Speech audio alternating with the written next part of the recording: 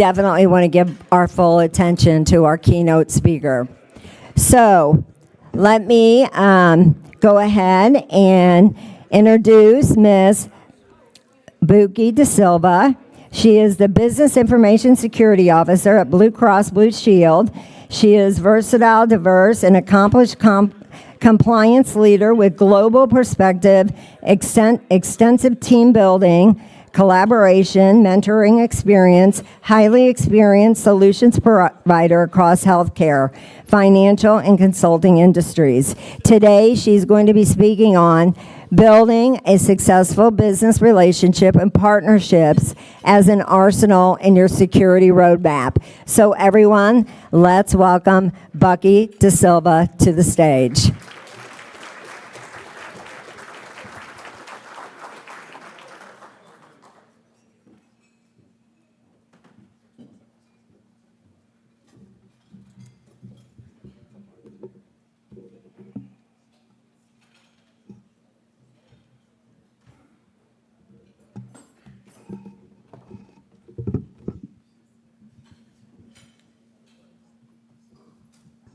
Good morning.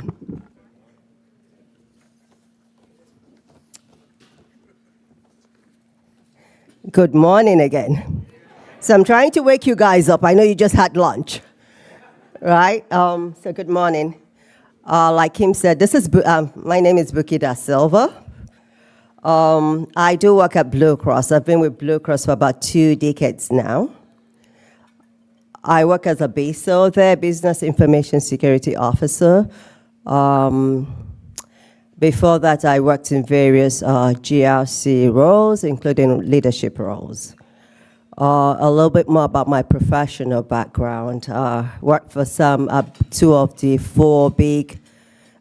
big four companies, I guess. Some of the major investment banks also. I am a certified public accountant by training, and a deep core GRC professional. So something interesting about me, I love to travel, and I love to learn about other people's cultures, love to meet other people. And I see you're all curious, you're all thinking, I can actually read your minds, I promise you. You're thinking, where is that beautiful accent from? Am I correct? Is that what you're all thinking, right? See? I can actually read minds. That's why I'm a very seasoned GRC professional. So I am originally from Nigeria, and I also lived in England. So it's a mixture of that Nigerian accent and a little bit of that British accent in there, right? So hopefully it sounds lovely to your ears this afternoon. So something interesting about me. So I moved to Chicago quite a while ago, and because I also think you're thinking, why does she still have that accent? So I moved there decades ago, and I kept trying to figure out what is the Chicago accent, and for the life of me, I could not figure out what the Chicago accent was. You know, when I lived in New England, I succeeded in assimilating into the culture, into the way, the dialects and all of that. And I decided, you know what? Rhode Island is too small for me. I need to go to Chicago. And so I moved there to Chicago for better opportunities. And I kept trying to understand, how do they speak in Chicago? Well, what is the accent I could, assimilate into Chicago, but I just couldn't figure out. And I thought, you know what, Bukky, at this point, you need to remain your authentic self, right? You need to stay true to who you are, because that is what makes you unique. And so here we are today. I have a question for you. This is going to be a little bit interactive, and so I hope someone has a mic for me. So we're talking about relationships. This is a room filled with technical folks. When Kim reached out to me and go, Bukky, I want you to be the keynote speaker, I looked at, I pinged her back. I'm like, let me get back to you on that one. Because I'm a core GRC person. What do I say to a room filled with technical people, right? And I thought, what am I good at? And I thought, I've always been very good at building relationships. I've always been very good at the people aspect. Always been very good with GRC. That is another critical component of what we do within information security. And so I said, why don't I bubble that to the top? In this room filled with so many smart people. And so my theme is going to be building successful business relationships and partnerships as an arsenal in your security roadmap.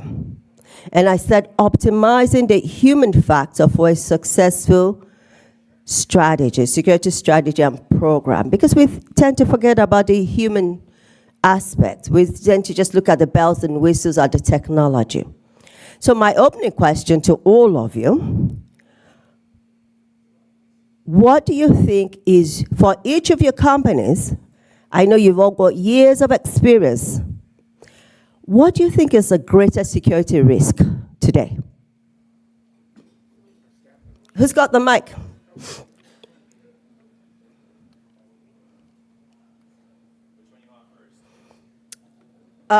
Sure, the young man in front. Who else? Who else is going to help me? Okay, someone else would. My name is Jabari Thomas, and I would say people. People. Humans, yeah. Who else? We've got someone else over there. Uncontrolled processes. Uncontrolled processes. Who else? Okay. Thank you.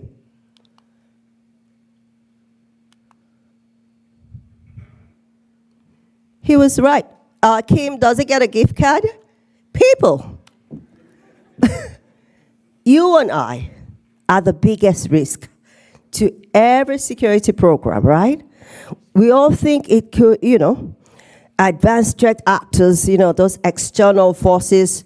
AI, that's another one, right? But who's using AI to weaken your security program? People, right? Ransomware. Who's launching all of those? People. Supply chain attacks, nation-state attacks. When you roll all of this together, comes down again to the human factor. People are always your weakest link. In any program you're running, the people are always going to be the weakest link. And so you could spend millions of dollars putting in place all this fancy technology, and just one person capsizes all of that with just one error. You all agree with me? Right? It doesn't happen at your company. Right? Or it's just, I don't want to name my company because I don't want to get into trouble. We're the only ones experiencing it, right? At the end of the day, it's the people that capsize everything you've put in place. It's the people that give external threat actors access to your billion-dollar technology.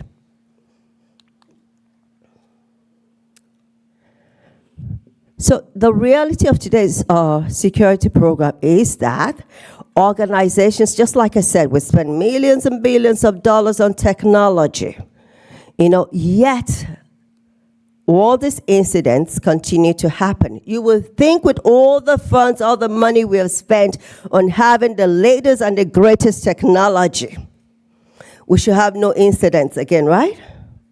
Am I correct? There should be no incidents because we've got the current version of everything in place. So why are those systems and those platforms still vulnerable to attacks? I said it's because we information security folks, employees, we may not be communicating the appropriate information, such as the risk levels, to the business. That is, as a BISO, that is the one thing I hear all the time. The business complains all the time that we're speaking all this technical jargon, and they have no idea what is expected of them. What are we supposed to do? How do we support what you're trying to accomplish? They have no clue. Right? Miscommunication, rather. Lack of trust. The business does not trust IS. IS does not trust the business. lack of trust on both sides, organizational silos. And so when I saw that particular one, when I was thinking about that and going through my notes, I said, even within information security, we have silos. Have you ever tried to extract information from your identity and access management folks and gotten the information you're really looking for? No. So we have silos within IS itself. How much more when you try to cross over to the business side? So silos, poor collaboration, and delayed reporting. I said, when employees are more scared of the consequences, maybe I made a mistake, I clicked on a link I should have clicked on, and I'm more scared of the consequences of my action, then I'm going to delay reporting to the right people. Those are some of the things we're facing right now. And so my goal is, by the time you leave here, you walk away with some to-dos. You walk away thinking about how, as an information security professionals, you can reach across the aisle. You can partner more with the business. That is what I'm hoping to, I'm hoping one of my outcomes from today will be. And so I said, human error. Clicking on those phishing links, failing to apply software patches, human error. Misconfiguring cloud databases. How many of you know about the Marriott International incident? Does anyone recall that it happened in 2018, right? An employee fell for a phishing, a phishing whatever, for a phishing attack. Clicked on a link, and before you knew it, information of customers had been leaked into the wrong hands. Also, if you, Equifax, despite Equifax being one of a specific vulnerability, they never patched. And what happened? Millions of consumer information, you and I, got leaked into the wrong hands. Human error. So the human factor is often the most critical component of any security program. When it fails, the consequences can be devastating, but financially, but the reputation of the company, and even penalties that come along with such failure. Do you guys agree with me? Right?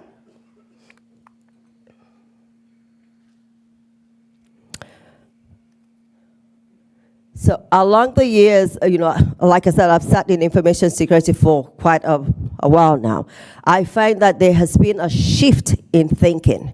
It used to be, security owns security. But now we all know that security, everybody owns security. In order to have a successful program, everybody must own security. The business must own security. IT must own security. Information security must own security.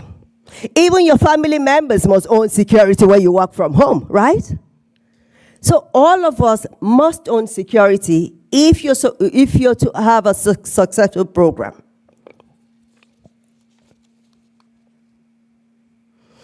Why do relationships matter?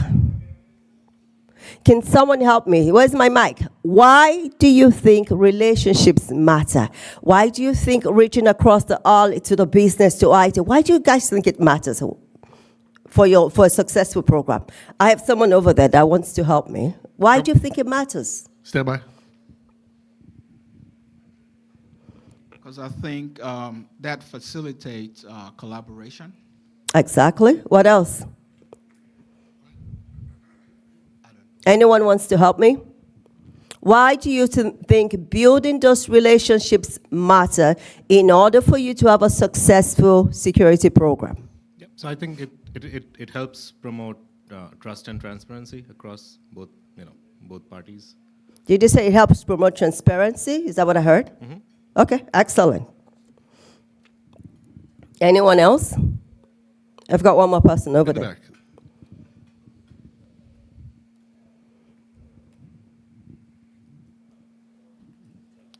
I think you can't build a relationship in a crisis. Excellent. People are going to respond to you faster when you have a relationship with them. People are going to trust you when you have taken the time to build a relationship with them.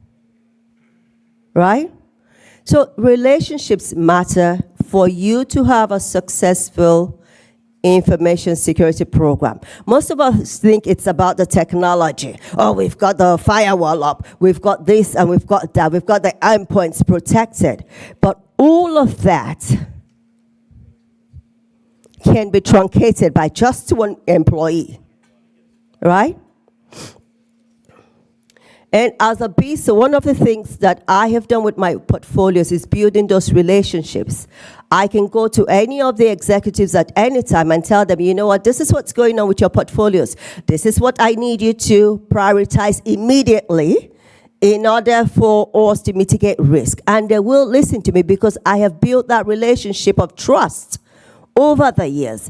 And when I communicate with them, I communicate in language they can understand. I break down the technical information and data into consumable English for them. And that's what we should all be doing as information security employees. Don't just speak the technical stuff. Speak in English also. Speak the language the business can understand, because that is what makes them react to what you're telling them. Okay?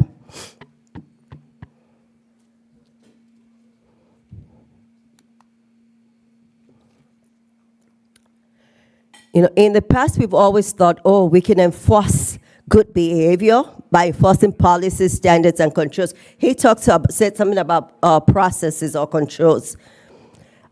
In my role as a BISO, I have found relationships and influencing works magic. You know, you can enforce from here till tomorrow, and someone will always circumvent your controls. I promise you that.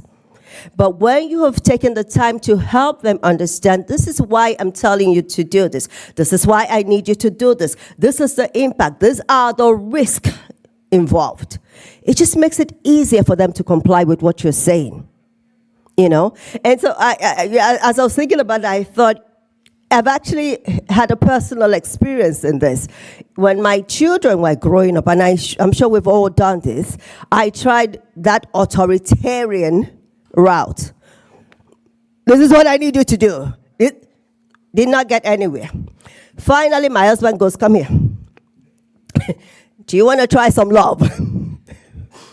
You know, love may get you somewhere. And so I thought, you know what, maybe I need to change my strategy.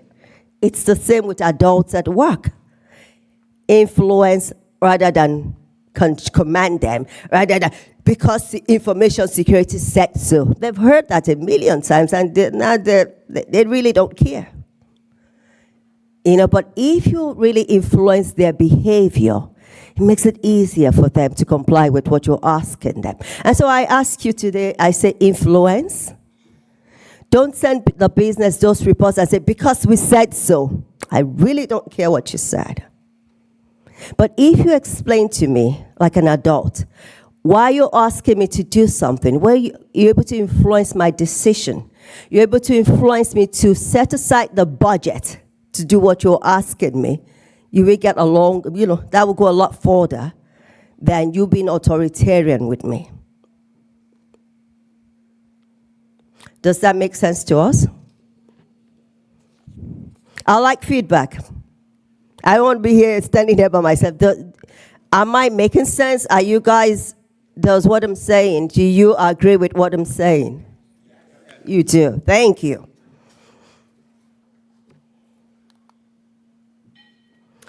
And so the human factor could be our greatest risk and also our greatest opportunity. Greatest risk in terms of phishing, right? It just takes one click to upend your whole technology environment. Just one click. So we could be the greatest risk. Social engineering. Insider threats. I don't know about you, but I do believe we have disgruntled employees where I work. I don't, maybe it's not the same where you work. Shadow IT. poor security habits. So I'll tell you a little bit about phishing, right? About 12 years ago, when phishing was not an exotic part of everybody's information security program, I was part of a team that brought the phishing program to Blue Cross. So initially, when we tried to sell that idea to our senior leaders, they're like, hell no. You know, you mean we're going to give you permission to catch us doing something wrong? No. And so it took about 2 to 3 years to finally get their buy-in to bring the program in-house, enterprise-wide. Needless to say, the results, the results were not too good. And so at that point, I thought, these are the folks with the keys to the kingdom. And the results were horrible. But that also gave us an opportunity to begin to do more awareness, more training. I would do the phishing exercises, and for the folks that clicked on it, I was having like 90% click rates at that point. Thank God phishing was not an epidemic at that point, so we kind of were ahead of that, all that mess. And so when I would get the list of folks that clicked on it, I would go sit with them, literally go sit with them, and go, tell me what you were thinking when you clicked. And so they would walk me through, I thought this, I thought that. And so it was always a teachable moment. It was a time for me to connect with them, a time for me to educate them, a time for me to tell them what they should be doing right. And guess what? At this point, the program is being managed by someone different, but we have one of the best phishing programs probably anywhere. Because we have been able to train our employees. We started training them. We started creating awareness way before it became the pandemic it is now. So the human factor. I could have sat there, and I actually even know companies that were firing people for clicking. How does that solve the problem? And so, but if you take the minute to influence good behavior rather than punish bad behavior, I believe that will make your program a lot stronger. And you have the buy-in of all your employees rather than them being afraid of you punishing them. They'll come to you for help, and they'll let you know when things are happening that you should be aware of. And so the human factor is very, very critical in your security program.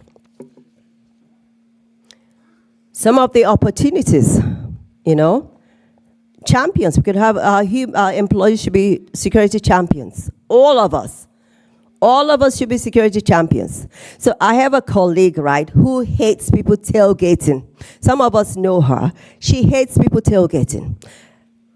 She would not let you tailgate her. At times I'm like, you're overdoing this. She goes, no. Because it takes one person coming into the building to do damage. And so she is a security champion for tailgating. We should all be like that. Because it comes down to all of us. Technology is not going to stop people from tailgating, but we, the humans, can stop that. So that's why we're the critical link in our strategy. We should all be advocates, risk advocates, trusted partners. I believe the business should be able to reach out to any of us within information security to ask clarification or clarifying questions and not be afraid that we'll think they're stupid. And that's a perception the business has. Let's always make an effort to come down to the level of people that are not technology savvy like we are. When you do that, when you show them respect, when you have a willingness to help them learn, I promise you will get a much better reaction from the business. The business will be there to support us so that we're successful in what we're trying to accomplish also.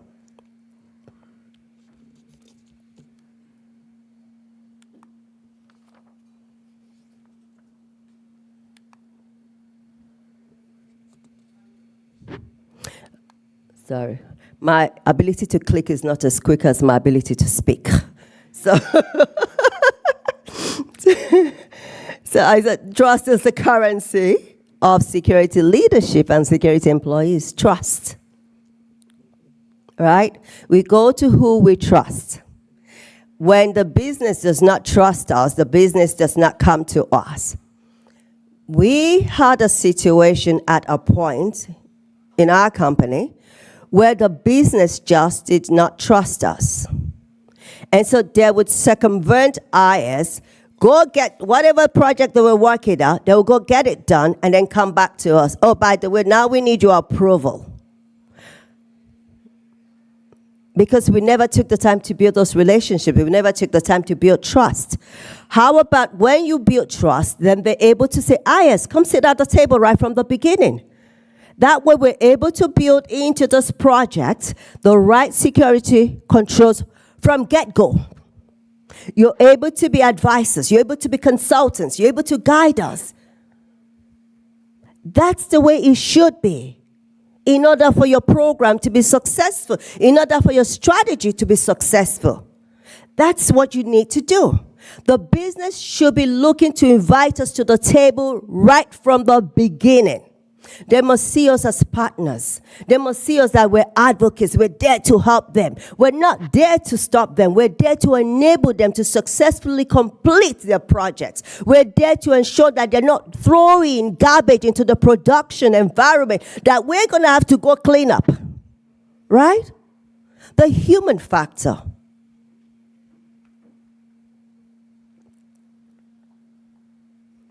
And so we must build those relationships. We must build trust relationships.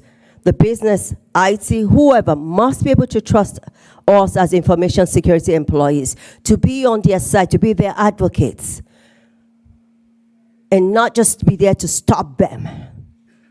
And so they're going to keep circumventing us whether we like it or not. Right?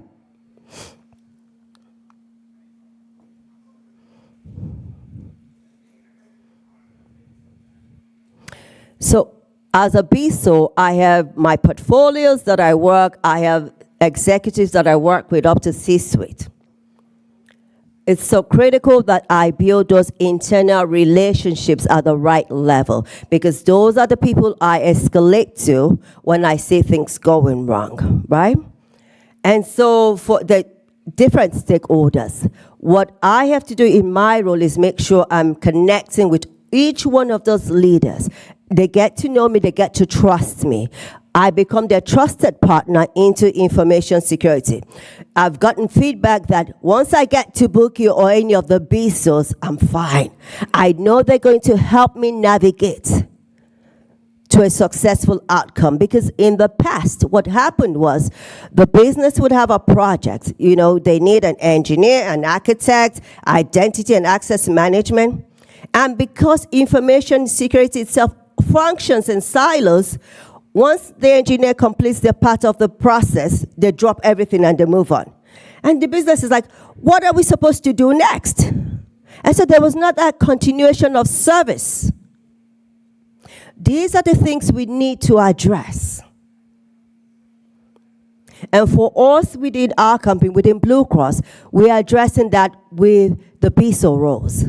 The BSOs take the project, take the portfolios from end to end, from beginning to the end. When somebody drops the ball, you need to come to me and speak to the BSOs. You need to come and speak to me, and I'm going to go after them. I'm going to escalate to their managers, because my goal as your BSO is I have that trusted relationship with you. You know, when you come to me, we're going to accomplish great things. And I'm going to escalate to who I need to escalate to make sure your business, you are successful. It's all about relationships. It's all about trust. Right? And so without that, we all may not have a job. There's always that human factor. It's not just about technology. Technology is good, but human beings can also break your technology. Ignorant human beings, even well-meaning human beings will break your technology any day. Right? And so we need to make sure that the human factor is built into our strategy.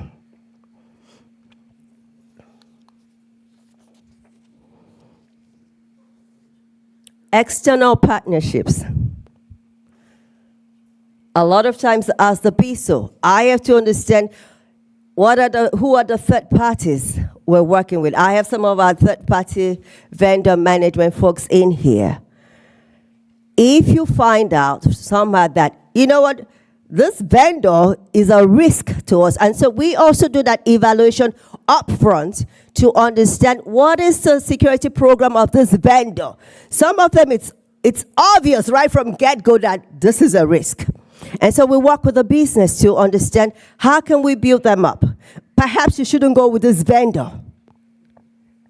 Vendors are the easiest entry into your network and technology environment, and we all know that. A lot of times when we have problems, it's always a third party. So our role is also as advisors to the business, the human factor. Our business, this is what I know, you may not be aware of this. I suggest you go with a different vendor because for X, Y, Z. And if the business if they still insist on going with that vendor, okay, here's how we can mitigate the risk. Information security employees, folks, technical leaders, we are advisors to the business. We are there to make sure the business is successful at what they do, that they accomplish their goals in the most secure manner. That is what we should be doing. And so this is what I do all the time with the business. I always look for win-win situations. I've had instances where my business partners will call me and tell me, please do not have that person speak to me again. A technical, an IS person. I do not want to interact with them again. Anything they have to say, they need to say through you to me. Why? Because the information security person went there and spewed out technical jargon that they could not understand and mandated and demanded and did this and did that. And the business got very upset. And they're like, from going forward, they need to come through you before we interact with them. And so did IS succeed in that case in getting the business to exhibit the right behavior? No. So we always must be aware of that. Be aware of the human factor. Be aware that you're better off influencing your partners than trying to be authoritarian. We all know that doesn't get us anywhere.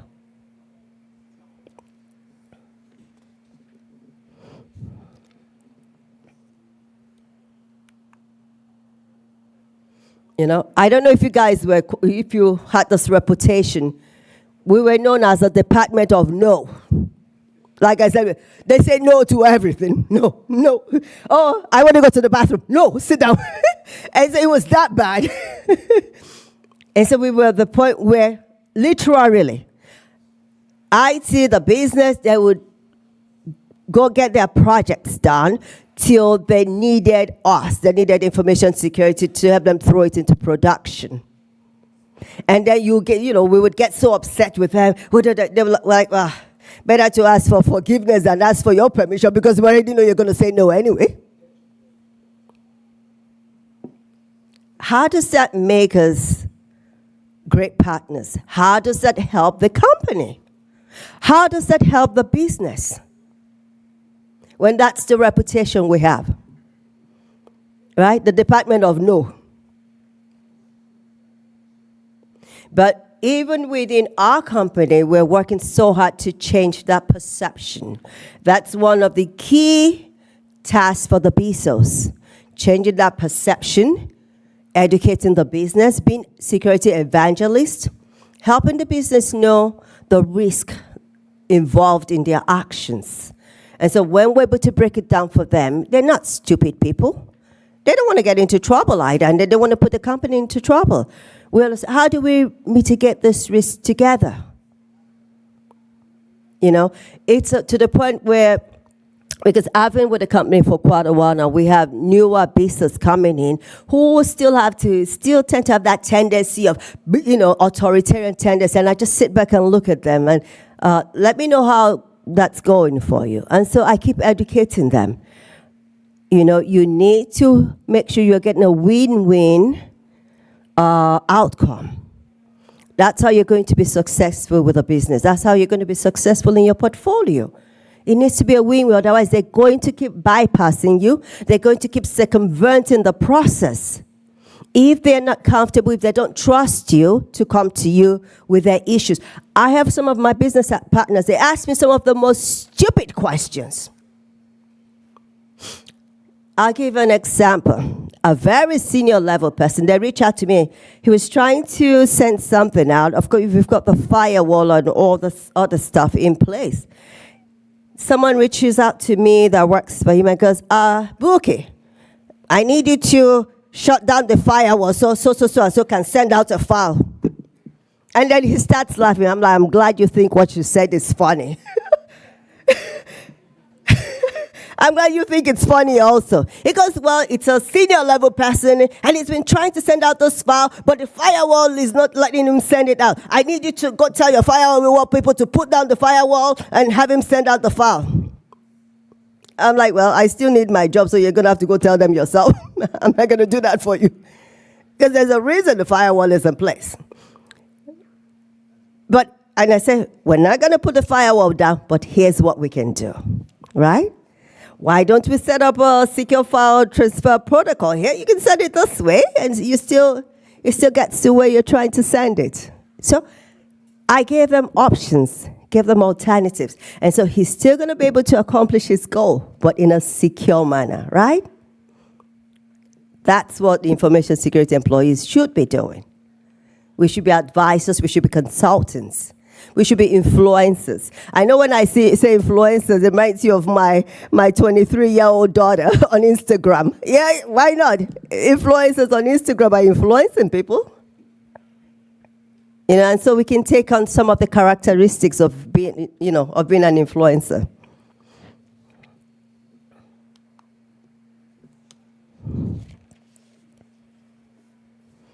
And I've said this also, I said technical expertise alone is not enough. In this day and age, technical expertise alone is not enough. More so in this day of AI. What people are going to remember are the soft skills, the human touch. I believe we all need to build more of those skills, because technical expertise alone going forward is not going to be enough. Right? We need to learn more how to interact with a business successfully. We need to become a go-to person for the business. We need to become a useful tool for the business, that they will actually miss us.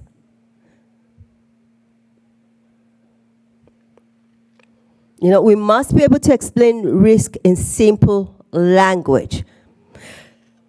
So I'll share a little bit about this. I used to develop training at Blue Cross, security training, IT training, and all of that. And one of the learning and development people says to me, this stuff is IT, it's security, it's a bit technical stuff you're trying to put together for the whole company. I really need you to give me a deck where the language is at the level of a 5th grade reader. I said, what do you mean a 5th grade reader? These are seasoned professionals. Because I'm telling you this. If you want them to assimilate and understand what you're trying to say, you really need to break it down to that level. So I think from that experience, that really taught me how to break down my communication, so that even when I'm sitting with a C-suite, I make sure I tailor my communication to the C-suite so the C-suite can understand what I'm saying. No matter who I'm interacting with, you need to tailor your conversation to your audience, right? Tailor your conversation to your audience. Do not send technical jargon to folks that don't even know what an endpoint or a firewall or, don't send them stuff that just flies above their head. You incapacitate them when you do that. They don't know what to do. Because it's familiar to you and I does not mean it's familiar to other people. And so for us to be successful in our strategy within information security, we need to make sure we can cater to a wider audience, right? So, and I said we must break down the silos again. We must break out the silos, and we need to start from information security itself. We need to be able to reach across the aisle to each other. We must break out the silos. When we're united and we're able to break down silos within our own organization, it makes it easier for us to present a united face or a united front to the business.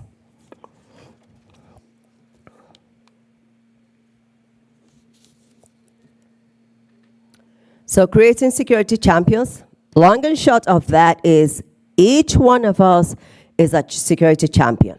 The business, once you create enough awareness and training for the business, you convert them to become security champions. IT, IS, all of us, we're all security champions. And we must build that mindset into each person that works within our organization, that security is their business, not just IS. Security is everybody's business. That's the only way we're going to be successful in today's world.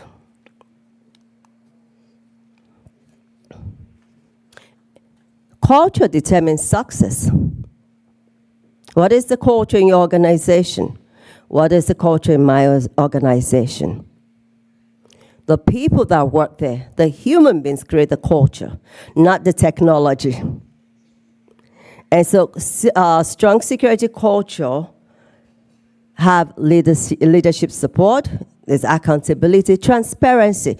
That's something information security is very bad at. There's no transparency. Even for those of us that sit in IS, like I said before, you can ask for information and they're going to find every reason not to give you that data. And I sit in IS. So transparency needs to be built into our strategy. Continuous learning. We must keep creating awareness for all employees, annual training, whatever we need to do to keep getting that information in front of them.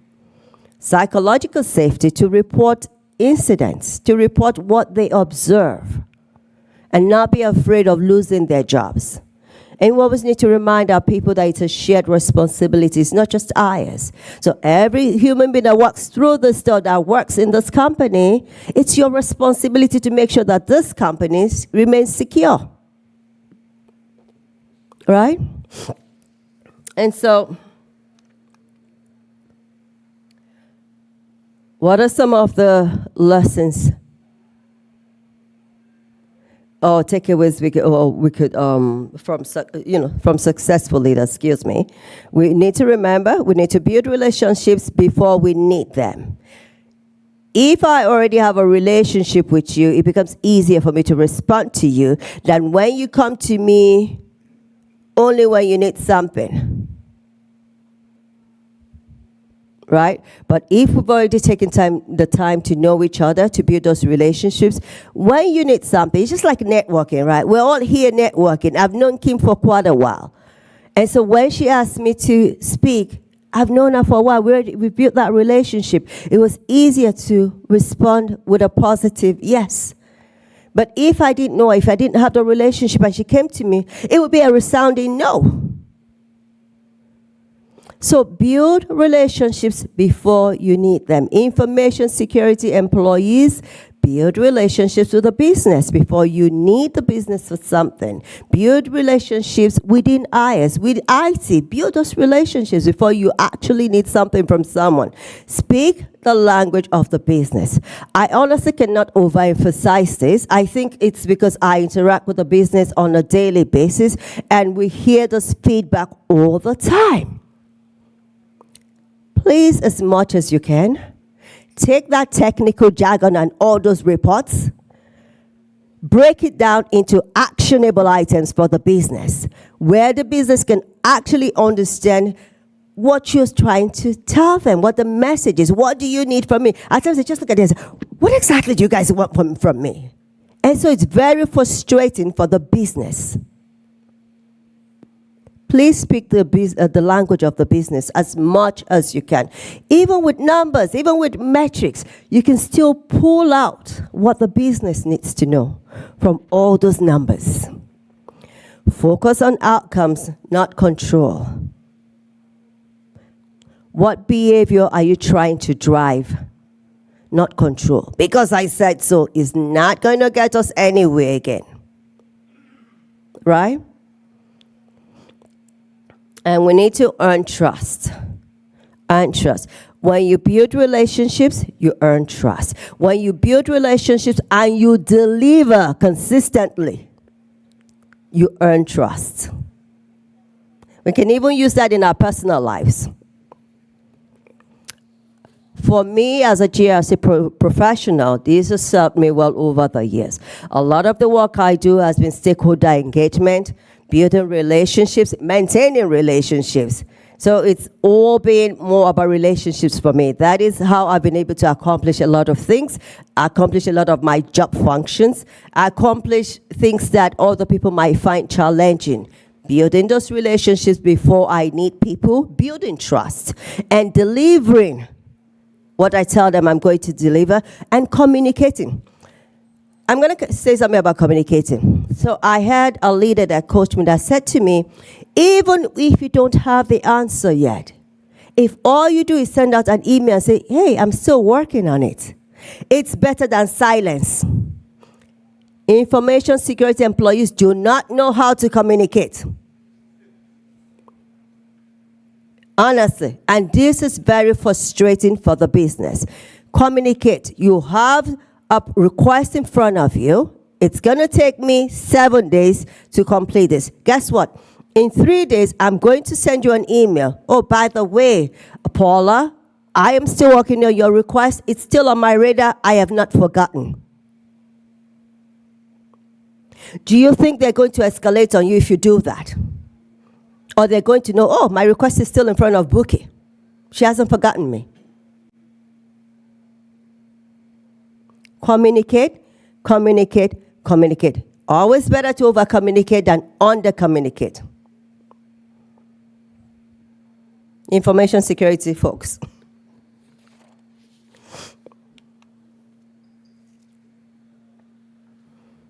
So I said 5 actions for every security leader, security employee. We're all leaders. Invest in relationships. Build trust continuously. Develop security champions. Communicate, communicate, communicate to the business in business language.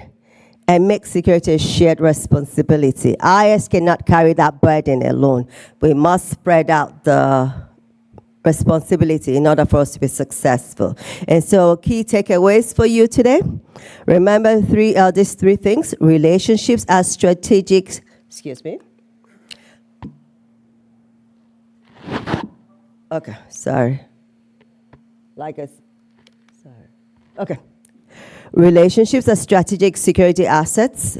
If you view them as strategic to your roadmap or to your program, then it becomes easier for you to work it literally. Trust is the foundation of successful security partnerships. Without trust, it becomes very challenging to accomplish much. I was reading an article this morning, and the individual said, you've got Elon Musk, Bill Gates, Mark Zuckerberg, and so the number of followers Elon Musk or Tesla has was about, I don't quote the numbers, maybe, let's say it was a million people, and Elon Musk has about 12 million followers. And so who are people following? People that have come to trust Elon Musk, right? Or is it Mark Zuckerberg? He's got Facebook has 700 followers. He's got 1.something million followers. And so it's the human being. People are going to be following or trusting humans over technology any day, anytime. And so trust is a foundation of successful security partnerships. The future of security belongs to organizations that optimize the human factor.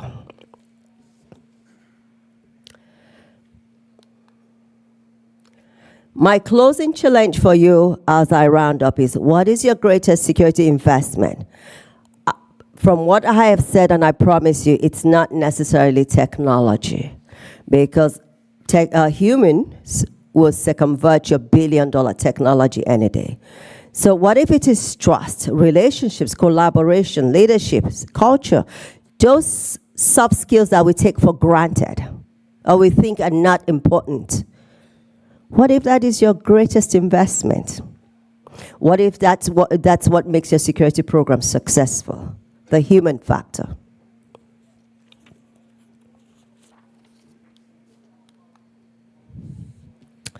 The stronger security programs are not built solely on technology. Once again, they are built on trust, relationships, communication. Communicate. If you take nothing out of this presentation today, right? Communicate, communicate, communicate. Always better to over-communicate than under-communicate. And a shared commitment to protecting the organizations that we all work for. Thank you so much for paying me attention. I hope the presentation was created awareness for you. Thank you.